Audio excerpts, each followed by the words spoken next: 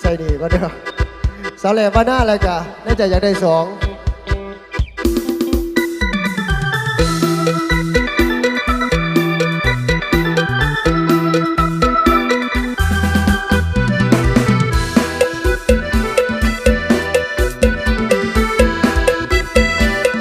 ได้มาพบคนงาม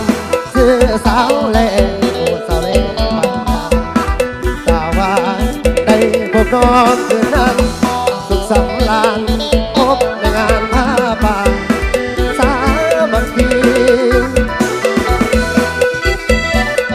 โอ้สาวแหล่บ้านนาเจ้าสวยเด่นดังพระจันทร์วันเพ็ญพร้อมเป็นสีไอก็ฝากแทนน้องฝากไปที่โปรดสงสารปานีและเห็นใจไอ้นี่จากบ้านนามาหาน้องหวังประคองความรักให้สดใสหวังว่าน้องคนดีจงเห็นใจที่ติดบ้านจนคนบอก